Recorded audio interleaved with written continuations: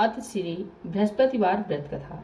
प्राचीन काल में एक राजा राज करते थे। वे बड़े प्रतापी तथा दानी थे। वे प्रतिदिन मंदिर में दर्शन करते तथा गुरु ब्राह्मण की सेवा किया करते थे। उनके दरवाजे पर से कोई निराश नहीं चाहता था। वह हर गुरुवार को व्रत तथा पूजन करते और दीन गरीब की सहायता करते थे। किंतु यह बात उनकी रानी को अच्छी नहीं लगती थी। वह न व्रत करती, न किसी को एक पाई तक दान में देती थी। राजा से भी ऐसा करने को मना करती थी। एक दिन की बात है, राजा शिकार खेलने जंगल में गए थे। घर पर रानी और उसकी दासी थी। उस समय देवगुरु बृहस्पति जी साधु का रूप धारण कर उस राजा के दरवाजे पर भिक्षा मांगने गए तो रानी कहने लगी, हे साधु महाराज, मैं स्नान और पुण्य से बहुत तंग आ गई हूँ। मुझसे तो घर का कार्य ही समाप्त नहीं होता। इस काम के लिए मेरे पतिदेव बहुत हैं। अब आप इस प्रकार की कृपा करें कि यह सब धन आदि नष्ट हो जावे तथा मैं सुख से सो सकूं। साधु बोले, हे देवी, तुम बड़ी विचित्र हो। संतान धन से कोई दुखी नहीं होता है, इसको सभी चाहते हैं। पापी भी पुत्र एवं धन की इच्छा करता है। अगर आपके पास धन है तो भूखे मनुष्यों को भोजन एवं पानी की प्याऊ लगवाओ, ब्राह्मणों को दान दो, धर्मशाला, कुआं, तालाब, बावड़ी, बाग, बगीचा आदि का निर्माण कराओ, निर्धन मनुष्यों की कुमारी कन्याओं का विवाह करवाओ, और इनको यज्ञ आदि धर्म कार्य है। इस प्रकार के कर्मों के करने से तुम्हारा कुल और तुम्हारा नाम लोग प्रसिद्ध होकर अंत में स्वर्ग की प्राप्ति होगी। किंतु वह रानी इन बातों से खुश नहीं हुई। वह बोली, महाराज, मुझे ऐसे धन की आवश्यकता नहीं जिसका मैं और अन्य मनुष्यों को दान दूं तथा जिसको रखने उठाने में मेरा सब समय बर्बाद हो। साधु ने कहा, देवी, यदि तुम्हारी ऐसी इच्छा है तो मैं तुम्हें जैसा कहता हूँ वैसा ही करो। बृहस्पतिवार के दिन घर को पोत कर अपने सिर के बालों को धोते हुए स्नान करना, राजस कहना, वह हजामत बनवावे, भोजन में मांस मदिरा आदि खावे, कपड़े धोबी को धुलने को दो। इस प्रकार 7 गुरुवार तक ही तुम्हारा सब धन आदि नष्ट हो जाएगा। ऐसा कहकर साधु चले गए। रानी ने साधु के बताए वचन के अनुसार वैसा ही किया और 3 बृहस्पतिवार बीतते ही उनका संपूर्ण धन नष्ट हो गया। भोजन के लिए दोनों समय भूखे तरसने लगे और संसार के सभी रोगों से घिर गई। तब राजा ने रानी से कहा, तुम यहीं पर हो, मैं दूसरे देश को जाता हूँ, क्योंकि यहाँ पर मुझे सभी जानते हैं, इसलिए कोई कार्य भी नहीं कर सकता। ऐसा कह राजा प्रदेश चला गया। वहां जंगल से लकड़ी काट शहर में बेचकर अपना जीवन व्यतीत करने लगा। इधर राजा के घर रानी और दासी भारी दुखी हो गई। वे किस दिन बिना भोजन के ही जल पीकर रह जाती थी। एक बार जब रानी और दासी को 7 रोज बिना भोजन के व्यतीत हो गए, तब रानी ने अपनी दासी से कहा, हे दासी, यहाँ पास के नगर में मेरी बहन रहती है, वह बड़ी धनवान है, तो उसके पास जा और वहां से 5 सेर बिझर मांग कर ला दे, जिससे कुछ समय के लिए गुजारा हो जावे। रानी क्या मानकर दासी उसकी बहन के पास गई। रानी की बहन उस समय पूजा कर रही थी। वह उस रोज बृहस्पतिवार का दिन था। जब दासी ने रानी की बहन को देखा तो उसने उससे बोली, हे रानी, मुझे तुम्हारी बहन ने भेजा है, अतः मेरे लिए 5 सेर बेझा दे दो। दासी के एक बार कहने पर भी रानी ने कुछ उत्तर नहीं दिया, क्योंकि वह उस समय बृहस्पतिवार के व्रत की कथा सुन रही थी। जब दासी को उत्तर नहीं मिला तो वह बहुत दुखी हुई तथा क्रोध भी आया और लौटकर अपने गांव में रानी के पास आकर बोली, हे रानी, तुम्हारी बहन छोटे मनुष्यों से बात नहीं करती। जब मैंने उससे बार बार कहा तो भी उसने किसी प्रकार का उत्तर नहीं दिया। मैं लौटकर चली आई। रानी बोली, हे दासी, इसमें इसका कोई दोष नहीं है। जब बुरे दिन आते हैं तो कोई सहारा नहीं देता। अच्छे और बुरे का पता आपातकाल में ही लगता है। जैसी ईश्वर की इच्छा होगी वही होगा। यह सब हमारे भाग्य का दोष है। उधर उस रानी ने देखा कि मेरी बहन की दासी आई थी, पर मैं उससे नहीं बोली, इससे वह बहुत दुखी हुई होगी। यह सोचकर कथा को सुन भगवान का पूजन समाप्त करके वह अपनी बहन के घर चली गई। वहां अपनी बहन से कहने लगी, हे बहन, मैं बृहस्पतिवार का व्रत कर रही थी, तुम्हारी दासी गई, परंतु जब तक कथा होती है तब तक बहन न उठते हैं और न बोलते हैं, इसलिए मैं नहीं बोली। कहो दासी क्यों गई थी? रानी बोली, बहन, हमारे यहाँ खाना नहीं था, इसलिए मैंने दासी को तुम्हारे पास 5 सेर बीजा लेने को भेजी थी। रानी बोली, देखो, बृहस्पतिवार भगवान सबकी मनोकामना पूर्ण करते हैं, देखो शायद तुम्हारे घर में अनाज रखा हो। इस प्रकार बहन के वचन जब रानी ने सुने तो वह घर के अंदर गई और वहां उसे एक घड़ा बेझर का भरा मिल गया। अब तो रानी और दासी बहुत ही प्रसन्न हुई। तब दासी बोली, कहने लगी, हे रानी, देखो, वैसे हमको जब भोजन नहीं मिलता तो हम रोज ही व्रत करते हैं। अगर इसे व्रत की विधि और कथा पूछ ली जावे तो इसे हम भी करेंगे। तब उस रानी ने अपनी बहन से पूछा, हे बहन, बृहस्पतिवार के व्रत की कहानी क्या है और यह व्रत कैसे करना चाहिए? तब उसने कहा, हे बहन, गुरु के व्रत में चना की दाल, गुड़, मुनक्का से विष्णु भगवान का केले की जड़ में पूजन करे तथा दीपक जलावे, पीला भोजन करें, कथा सुने। ऐसा करने से गुरु भगवान प्रसन्न हो, अन्न, धन, पुत्र, परिवार देते हैं और सभी मनोकामना पूर्ण करते हैं। तब रानी और दासी दोनों निश्चय किया कि हम भी बृहस्पति भगवान का पूजन अवश्य करेंगे। 7 रोज जब बृहस्पतिवार का आया तो उन्होंने व्रत रखा। दासी गुस्सा में जाकर चना व गुड़ मिल लाई और उसकी दासी केले की जड़ के सहित विष्णु भगवान का पूजन किया।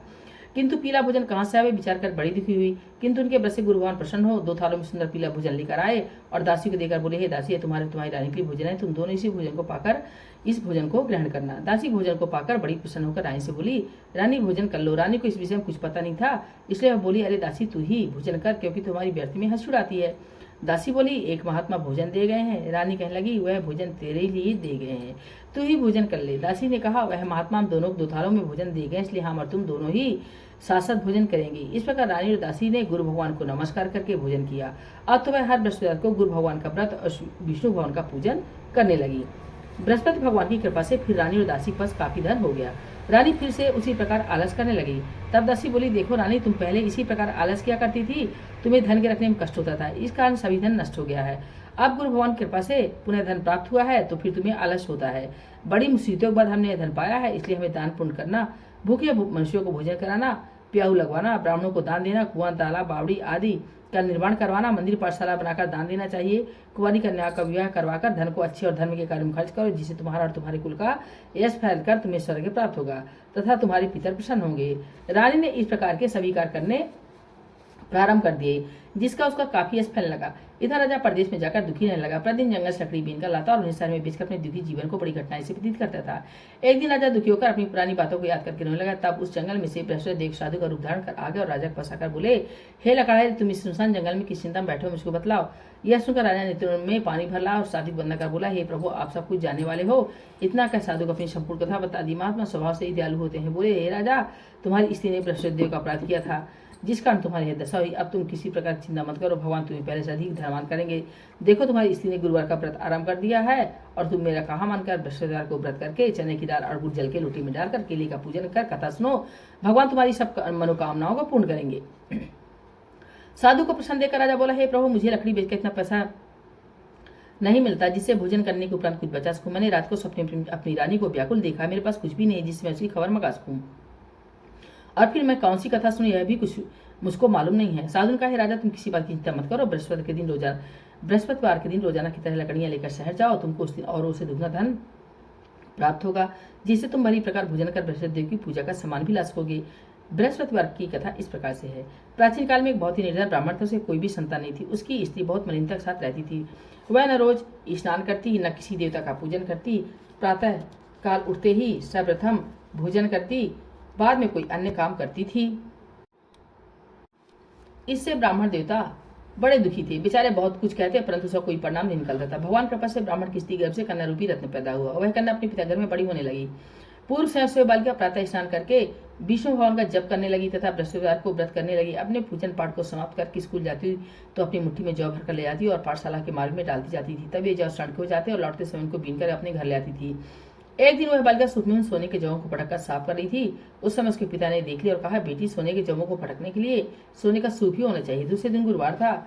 इस कन्या ने व्रत रखा और बृहस्पति देव से प्रार्थना कर कहने लगी, हे प्रभु, मैंने आपकी पूजा सच्चे मन से की हो तो मेरे लिए सोने का सूप दे दो।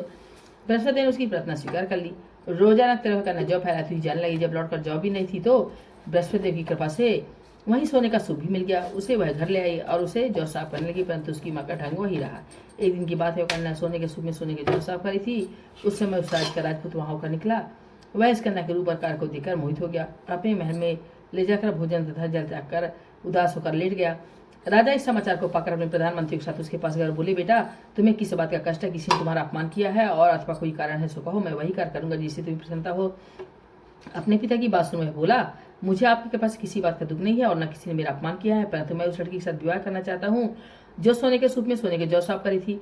राजा सुनकर आश्चर्य पड़ गया और बोला, हे बेटा, इस प्रकार की कन्या का पता तुम ही लगाओ, मैं उसके साथ तेरा विवाह अवश्य करवा दूंगा। राजकुमार ने राजा को उस लड़की के घर का पता बतला दिया। तब मंत्री उस लड़की के घर गए और ब्राह्मण को राजा का सभी हाल बतलाया। ब्राह्मण देवता राजकुमार के साथ अपनी कन्या का विवाह करने के लिए तैयार हो गया और विधि विधान के अनुसार ब्राह्मण कन्या का विवाह राजकुमार के साथ हो गया। कन्या के घर जाते ही पहले भांति उस ब्राह्मण देवता घर में गरीबी का निवास हो गया। अब भोजन के लिए भी अन्य बड़ी मुश्किल से प्राप्त होने लगा। एक दिन बहुत दुखी होकर ब्राह्मण देवता अपने पुत्री के पास गए। बेटी ने पिता को दुखी अवस्था में देखा और उससे अपनी माँ का कुशल पूछा। तब ब्राह्मण ने अपना सभी हाल कहा। कन्या ने बहुत श्रद्धा देकर अपने पिता को विदा किया। इस प्रकार उस ब्राह्मण का कुछ समय सुखपूर्वक व्यतीत हुआ, किंतु कुछ दिन बाद फिर वही हाल हो गया। ब्राह्मण फिर अपनी कन्या के यहाँ गया और कहा सभी हाल कहा तो लड़की बोली, हे पिता, आप माता जी को यहाँ दिवा लाओ, मैं उनसे सभी बात ठीक ठीक कह दूंगी। पुत्री की सलाह मानकर वह ब्राह्मण देवता अपनी स्त्री को लेकर वहां पहुंचे तो पुत्री अपनी माँ को समझाने लगी, हे माँ, तुम प्रातःकाल उठा करो, प्रथम स्नान करके विष्णु भगवान का पूजन किया करो तो सब दरिद्रता नष्ट हो जाएगी। परंतु उसकी माने की बात नहीं मानी और प्रातःकाल उठकर अपनी पुत्री के बच्चों को जूठन को उठाकर खा लेती। और जब पुत्री पूजन आदि के लिए कहती तो वह कह देती, मैंने तो खाना खा लिया है। एक दिन यह सुनकर उसकी पुत्री को बहुत गुस्सा आया और एक रात उसे कोठरी में से सभी सामान निकालकर उस ब्राह्मणी को उसमें बंद कर दिया। प्रातःकाल होते ही उसमें से निकाला और स्नानाद करा के पाठ करवाया तो उस ब्राह्मणी की बुद्धि ठीक हो गई। फिर तो वह पूजन तथा हर बृहस्पतिवार को व्रत रखने लगी। अब तो व्रत के प्रभाव से ब्राह्मणी बहुत धनवान और पुत्रवान हो गई और अंत में स्वर्ग के लिए गई तथा वह ब्राह्मण भी सुख भोग कर स्वर्ग को चला गया। इस प्रकार कथा कहकर वह साधु देवता वहां लोप हो गए। धीरे धीरे समय व्यतीत होने पर बृहस्पतिवार का दिन आया। राजा जंगल से लकड़ी काटकर बेचने गया। उसे उस दिन से अधिक पैसा मिला। राजा ने चना गुड़ आदि लाकर गुरुवार का व्रत किया। उस दिन से उसकी सभी कठिनाइयां दूर होने लगी। परंतु जब दोबारा गुरुवार का दिन आया तो राजा बृहस्पतिवार का व्रत करना भूल गया। इस कारण बृहस्पति भगवान नाराज हो गए। सहसा तभी उस नगर के राजा ने विशाल यज्ञ का आयोजन किया तथा शहर में घोषणा करा दी, कोई मनुष्य अपने घर भोजन न बनावे, न अग्नि जलावे, सभी जनता मेरे यहाँ भोजन करने आवे। जो इस आज्ञा को न मानेगा उसके लिए फांसी की सजा दे दी जाएगी। इस प्रकार की संपूर्ण घोषणा नगर में करवा दी गई। राजा के आज्ञा अनुसार शहर के सभी लोग भोजन करने गए, लेकिन लकड़हारा कुछ देर से पहुंचे से राजा उसको स्वयं अपने साथ महल में लिवाकर ले गए और ले जाकर उसे भोजन करा रहे थे तो रानी की दृष्टि स्कूटी पर पड़ी जिस पर उसका हाथ लटका हुआ था। वह वहां पर दिखाई दिया। रानी ने निश्चय किया कि मेरा हार इस मनुष्य ने चुरा लिया है। उसी समय पुलिस को बुलाकर उसको जेल खाने में डलवा दिया। जब राजा लकड़हारा जेल खाने में पड़ गया और बड़ा दुखी होकर विचार करने लगा कि न जाने किस पूर्व जन्म के कर्म से मिले यह दुख प्राप्त हुआ और उसी साधु को याद करने लगा जो कि जंगल में मिला था। उसी समय तत्काल बृहस्पति जी साधु के रूप में प्रकट हो गया और उसकी दशा देखकर कहने लगे, अरे मूर्ख, तुमने बृहस्पति देवता की कथा नहीं करी, इसका तेरे लिए दुख प्राप्त हुआ है। अब चिंता मत कर, बृहस्पतिवार के दिन जेल खाने के दरवाजे पर 4 पैसे पड़े मिलेंगे, उनसे तू बृहस्पति देव का पूजन करना तो तेरे सभी कष्ट दूर हो जाएंगे। बृहस्पतिवार के दिन उसे 4 पैसे मिले। राजा ने कथा की तो उसी रात को बृहस्पति ने उस नगर के राजा को सपने में कहा, हे राजा, तुमने जिस आदमी को जेल खाने में बंद कर दिया वह निर्दोष है, उसे छोड़ दो। रानी का हार उसी खूंटी पर लटका हुआ है, अगर तू नहीं छोड़ेगा मैं तेरे राज को नष्ट कर दूंगा। इस प्रकार के रात के स्वप्न को देखकर राजा प्रातःकाल उठा और खूंटी पर हार को देखकर लकड़हारी को बुलाकर क्षमा मांगी तथा राजा के योग्य सुंदर वस्त्र आभूषण देकर विदा किया तथा गुरुदेव की आज्ञा के अनुसार राजा प्रदेश में बृहस्पतिवार का व्रत करते हुए आनंद पूर्वक रहने लगा। अब एक दिन रानी और दासी विचार करने लगी कि न जाने राजा किस प्रकार से हैं, उनकी कोई खबर ही नहीं मिली। तो गुरु भगवान से उन्होंने प्रार्थना की। भगवान ने रात में राजा सपने में कहा कि हे राजा, उठ, तेरी रानी तुझको याद करती है, तू अपने देश को चला जा। राजा प्रातःकाल उठा और विचार करने लगा, इससे याद खाने और पहनने की संगनी होती है। पर भगवान की आज्ञा मानकर अपना नगर के लिए चल दिया। राजा जब नगर के निकट पहुंचा तो उसे बड़ा ही आश्चर्य हुआ। नगर में पहले से अधिक बाग, तालाब और कुएं हैं, बहुत सी धर्मशाला मंदिरात बन गए हैं। राजा ने पूछा है किसका बाग और धर्मशाला है। तब नगर के लोग कहते हैं कि सब रानी और बांदी के हैं। तो राजा को और भी आश्चर्य हुआ तथा गुस्सा भी आया। जब रानी ने खबर सुनी कि राजा आ रहे हैं तो उसने बांदी से कहा है, देख राजा हमको कितनी बुरी हालत में छोड़कर गए थे, कहीं हमारी ऐसी हालत देखकर लौट न जाए, इसलिए तू दरवाजे पर खड़ी हो जा। आज्ञा अनुसार दासी दरवाजे पर खड़ी हो गई और जब राजा आए तब उन्हें लिवा लाई। तब राजा ने क्रोध करके अपनी तलवार निकाली और पूछने लगे, बताओ यह धन तुम्हें कैसे प्राप्त हुआ है। तब रानी और दासी ने कहा, हमें यह सब धन बृहस्पति जी के व्रत के प्रभाव से प्राप्त हुआ है। यह सुन राजा ने निश्चय किया कि 7 रोज बाद तो सभी बृहस्पति देव का पूजन करते हैं, परंतु मैं अब रोजाना दिन में 3 बार कथा कहा करूंगा और व्रत किया करूंगा। अब हर समय राजा के दुपट्टे में चने की दाल बनी रहती है और दिन में 3 बार कथा कहता। एक दिन राजा ने विचार किया, चलो अपनी बहन क्या हो आवे। इस प्रकार निश्चय का राजा घोड़ी पर सवार हो अपनी बहन क्या चलने लगा। मार्ग में उसने देखा कुछ आदमी एक मुर्दे को ले जा रहे हैं। राजा उनसे कहने लगा, अरे भैया, मेरी बृहस्पतिवार की कथा सुन लो। वे बोले, लो, हमारा तो आदमी मर गया है, इसे अपनी कथा की पड़ी है। परंतु कुछ आदमी बोले, अच्छा कहो, हम तुम्हारी कथा सुनेंगे। राजा अंदाज निकाली और जब कथा आदि होने पाई कि मुर्दा हिलने लगा और जब कथा समाप्त होने पर आई तो वह मुर्दा राम राम करते हुए खड़ा हो गया। आगे मालूम से किसान खेत में हल चलाता मेरा। राजा ने उसे देखा और उससे बोला, भैया तुम मेरी बृहस्पतिवार की कथा सुन लो। किसान बोला, जब तक मैं तेरी कथा सुनूंगा तब तक 4 हरिया जोत लूंगा, जा चल यहाँ से। राजा आगे चलने लगा। राजा घटती बैल पर छाड़ खाकर गिर गए और उसकी पेट में जोर का दर्द होने लगा। उस समय उसकी माँ रोटी लेकर आई। उसने यह देखा तो अपने पुत्र से सवाल पूछा और उस बेटे ने सब हाल कह दिया। बुढ़िया दौड़ी दौड़ी उस घुड़सवार राजा के पास गई और उससे बोली, मैं आपकी कथा सुनूंगी, तुम कहो तथा मेरे खेत पर चलकर कहो। राजा ने बुढ़िया खेत पर कहानी कही, जिससे वे बैल उठकर खड़े हुए और किसान के पेट का दर्द भी बंद हो गया। राजा अपनी बहन के घर गया, कुशल पूर्वक पहुंच गया। बहन ने भाई खूब मेहमानी की। दूसरे दिन प्रातःकाल राजा ने अपनी बहन से कहा कि ऐसा कोई मनुष्य है जिसने भोजन ना किया हो, वह मेरी बृहस्पतिवार की कथा सुन ले। बहन बोली, हे भैया, यह ऐसा ही है, सर्वप्रथम यहाँ सभी लोग भोजन करते हैं, अगर कोई पड़ोस में देखा हूँ ऐसा कब वह देखने चली गई, लेकिन कोई व्यक्ति बिना भोजन किए नहीं मिला। केवल एक कुम्हार मिला जिसका लड़का बीमार था, उसके यहाँ 3 रोज से किसी ने भोजन नहीं किया था। राजा ने अपने भाई की कथा सुनने के लिए कुम्हार से कहा। वह तैयार हो गया। राजा ने वहां जाकर बृहस्पति की कथा कही, जिसे सुनकर कुम्हार का लड़का ठीक हो गया। अब तो राजा की प्रशंसा होने लगी। एक दिन राजा ने अपनी बहन से कहा, हे बहन, हम अपने घर के लिए जाएंगे, तुम भी तैयार हो जाओ। यह बात बहन ने अपनी सास से कही। सास बोली, तेरे भाई की संतान नहीं है, अतः तू बिना बच्चों जाना। बहन ने भैया से सब बातें कही। राजा बोला, जब कोई बालक नहीं चलेगा तो तुम ही चलकर क्या करोगी। बड़े दुखी मन से राजा अपने नगर को लौटा और रानी से कहा, हम संतानहीन हैं, हमारा मुंह देखने का धर्म नहीं है और कुछ भोजन आज नहीं किया। रानी बोली, हे प्रभु, बृहस्पति ने हमें सब कुछ दिया है, वे हमें संतान अवश्य देंगे।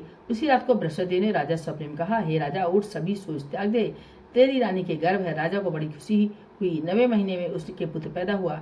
यह समाचार सुनकर बहन बहुत खुश हुई तथा बधाई लेकर अपनी भाई के यहाँ आई। तब रानी ने कहा, बुलाने पर नहीं आई, बिना बुलाए आई। नंद बोली, भाभी, मैं इस प्रकार न कहती, तुम्हें संतान कैसे प्राप्त होती।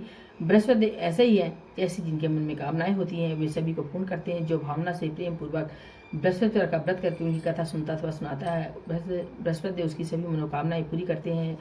बोलो श्री बृहस्पति भगवान की जय, विष्णु भगवान की जय।